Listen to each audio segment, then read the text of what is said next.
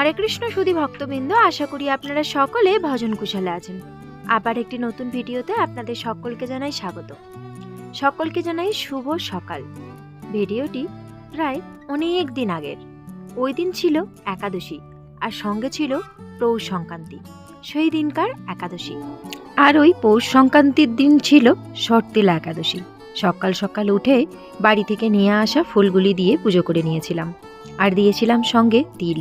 ওই দিন ভগবানকে তিল প্রদান করার সাথে সাথে কিন্তু সাধুগুরু বৈষ্ণবদেরও তিল দান করতে হয়, আরও অনেক কিছুই দান করা যায়।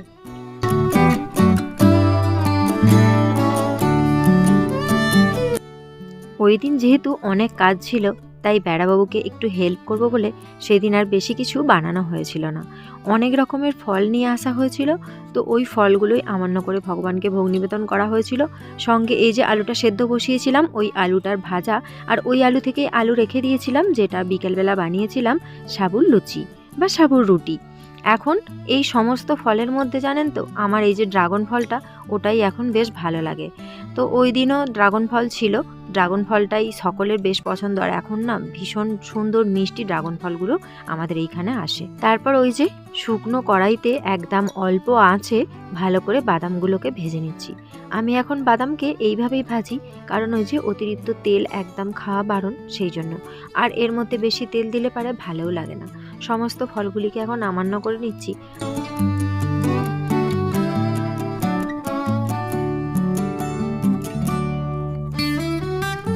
একাদশীর দিনটা এলে না বড় চিন্তা হয় যে ছোট বাচ্চা দুটো করে, ওরা কি খাবে বা বেড়াবাবুই কি খাবে, কারণ আমাদের কেউই আমরা খিদে সহ্য করতে পারি না। অনেকেই বলে তাহলে একাদশী করার দরকার কি, কারণ একাদশীতে পঞ্চ রবিশস্য খাওয়া একদমই উচিত নয়। আর রবিশস্যের মধ্যে থাকে প্রচুর পরিমাণে ফাইবার, আর ফাইবার যেহেতু আমরা প্রতিনিয়ত খাই, আর ফাইবার যদি না একদিন খাওয়া হয়, তার জন্য কিন্তু খালি খালি খিদেও পায়, আর কিন্তু সবথেকে বড় কথা হলো পেটের সমস্যাও হতে পারে। তো তার জন্য একটু বুঝে শুনে কিন্তু ভোগ বানাতে হয়।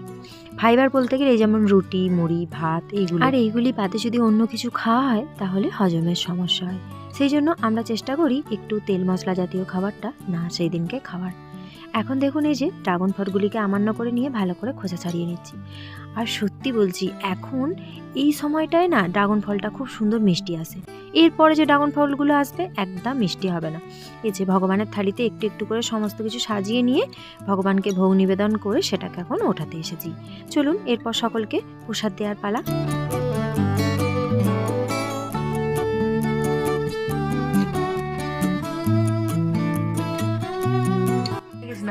আজকে কি একাদশী বলো? প্রসাদ তো পাচ্ছ, বলো। তুমি কি আমাকে ভাবছো আমি একবারই কিছু জানি? আরে বলবে তো, সেই শর্ট দিলাম। ওই সরি বল, হরি বল।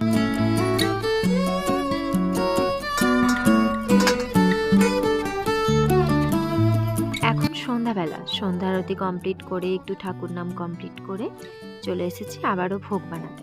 তো বেড়াবাবুকে বললাম যে সাবুর লুচি বানাবো, একটু সূর্যমুখীর তেল এনে দাও।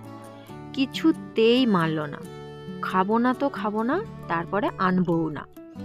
তো সূর্যমুখীর তেলে পাম অয়েল মেশানো থাকে, অনেক রকমের ভেজাল থাকে। আর সব থেকে বড় কথা হলো, যে কোনো রিফাইন্ড অয়েলকে অনেক রকম প্রসেসিংয়ের মাধ্যমে কিন্তু সাদা করা হয়, তাতে কিন্তু তেলের গুণগত মানটা খারাপ হয়ে যায়, যেটা স্বাস্থ্যের পক্ষে খুব ক্ষতিকর। সেই জন্য একদমই আমাদের সাদা তেলটা অ্যাভয়েড করার চেষ্টা করছি, তার বদলে ঘিটা ব্যবহার করছি, ঘি বা নারকেল তেল।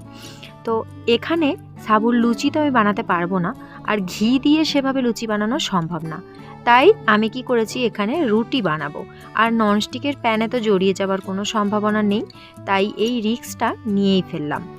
দেখি এখন কেমন হয়। এই যে উল্টে পাল্টে নেওয়ার পরে এইভাবে দারুণভাবে ছোট্ট ছোট্ট আকারে রুটির মতো ফুলছে। আর জানেন তো, এই সাবুর লুচি বা রুটি বানাতে আমাকে ভীষণ কষ্ট করে এটাকে বেলতে হয়, কেননা গুঁড়ো দিয়ে বেললে পারে এটা একদমই ভালো হয় না। তাই আমি এইভাবে পলিথিনের মধ্যে দিয়েই কিন্তু বেলে নিই। আর দেখেই বুঝতে পারছেন কত সুন্দর হয়েছে।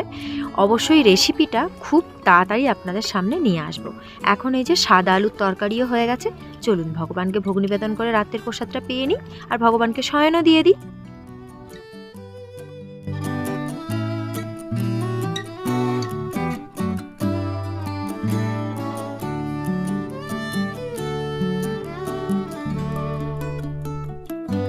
ভগবানকে শয়ন দেওয়ার আগে আমি প্রত্যেক দিনই এইভাবে আমার গৃহমন্দিরটা পরিষ্কার করে নিই। আপনারা বেশ কয়েকজন আমাকে প্রশ্ন করেছিলেন বাড়িতে ঠাকুর ঘরকে কেন মন্দির বলি। এটা আমাদের বাড়ির মন্দির, সেটা ছোট হোক বা বড়। তাই বাড়ির মন্দিরকে কখনোই ঠাকুর ঘর বা অন্য কিছু বলতে নেই, সব সময় বলতে হয় গৃহমন্দির, যেখানে আমাদের ভগবানের বাস। আর ভগবানের যদি বাস না থাকে সেই গৃহ কিন্তু শ্মশান। তাই প্রতিটি বাড়িতেই একটি করে গৃহমন্দির থাকা দরকার। এখন এই যে গোপু সোনাদের সোয়েটারটা খুলে দিচ্ছি, আর ভেতরে যে এমনি সুতির জামা পরানো ছিল সেগুলো দিয়েই শয়ন দিচ্ছি। রোজই আমি এভাবে সোয়েটার খুলেই শয়ন দিই। অনেকেই আছে সোয়েটার শুদ্ধ কিন্তু শয়ন দিয়ে দেয়। আমরা কি সোয়েটার পরে ঘুমাই যে সোয়েটার পরিয়ে ভগবানকে শয়ন দেব? গোপু সোনা রাধারানী যতই আমরা সন্তান রূপে এনাদের পুজো করি, এনারা কিন্তু ভগবান, সেটি আমাদের মাথায় রাখতে হবে। ছেলে খেলা করলে কিন্তু হবে না। ভিডিওটি কেমন লাগলো অবশ্যই কমেন্ট করে জানাবেন। ভালো লাগলে একটি লাইক করবেন, আর ক্ষমা করবেন এত দেরিতে পোস্ট করেছি তার জন্য। সকলে ভালো থাকবেন, সুস্থ থাকবেন, সাবধানে থাকবেন। দেখা হচ্ছে আবার একটি নতুন ভিডিওতে। হরে কৃষ্ণ, হরি বল।